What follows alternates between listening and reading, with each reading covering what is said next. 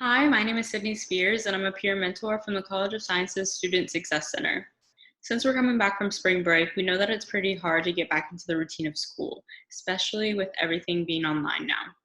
We've made some videos to try to help you get through the rest of this semester. So maybe you're someone who lives at home with your family. You might have a lot of distractions or even added responsibilities around the house. This can interfere with your schoolwork for sure, so you'll want to communicate with your family members and let them know when you really need your time to get your schoolwork done. This can be challenging just because they may not understand how much you really need that time to focus and be alone. So something you should try to do when you communicate with them is involve them in your plans for the day. So, an example could be saying to your mom, "Hey, mom, I'm going to be studying for the next few hours, but do you need anything before I get started?" That way, your mom can see that you're reaching out and including her, and not just going off and not being available to her. And then she'll also know that what you need from her is just some time to yourself. And maybe you have family members like your grandparents or younger siblings who have really liked be having the time to be with you since you're home all the time now. And in this situation, they may find it difficult to really understand that you just need to be alone to get your schoolwork done.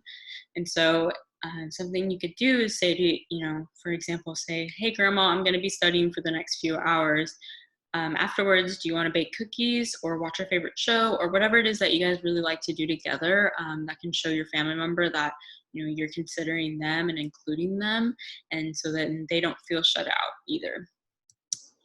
Maybe you're someone who lives with other students, and so while you guys are all going through the same kind of transition together of online school, you're not necessarily in the same classes and you don't have the same schedules. So everything's kind of out of sync.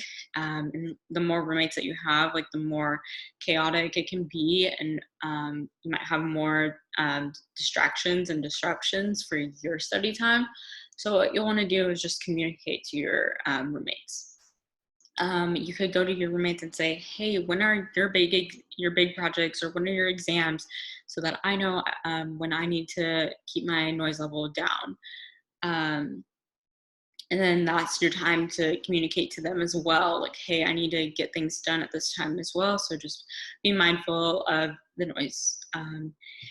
And it's not going to be a perfect situation, but just putting it out there from the start can really just make a difference and hopefully eliminate any potential issues that you guys may have. And then also you could try to create like a study time or a study hall where all of you sit together and just work on your own things at the same time. And so you're not necessarily in the same classes, but just sitting around being productive around other people can help you to just stay on task and to stay on top of it.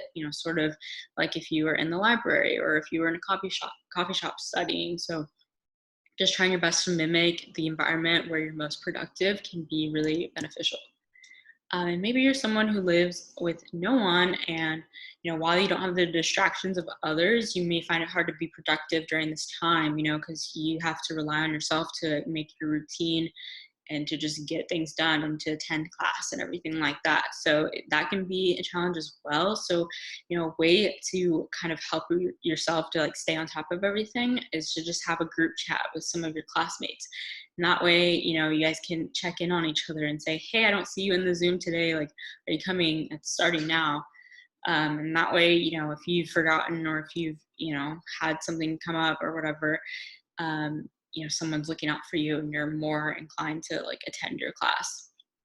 Another thing it's really good for is for assignments. When everything's online, it's easy to forget what kind of things you have to do. So that is a good way to also have that. Someone can say, "Hey, don't forget the assignment's due tonight. I forgot on the last one. I don't want you guys to forget either."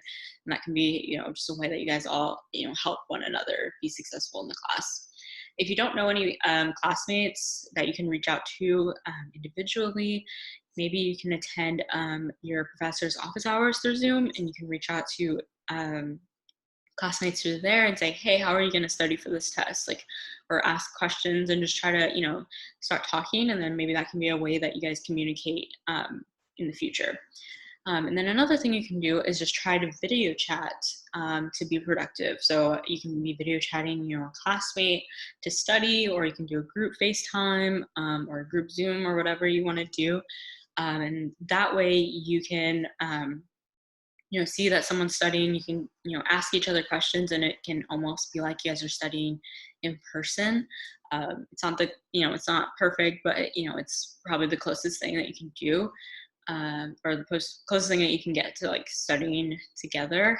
And then you can also study with people who are not even in your classes, or people who aren't even in school. So for me, one of my friends who has already graduated, she's working remotely now. And so one of the things we'll do is we'll FaceTime each other, and we'll just both be like on our computers doing our own work. There's very little talking or any distracting things going on. We're just both working. And so when we see each other, when we see that we're both, getting, or when I see that she's getting work done, then I'm more like, okay, like I'm gonna, continue and finish what I need to do. So just again, trying to mimic the library or the coffee shop scenario, where you're most productive when other people around you are being productive. And then just some things to keep in mind, just have some patience with people, because we're all going through this transition together.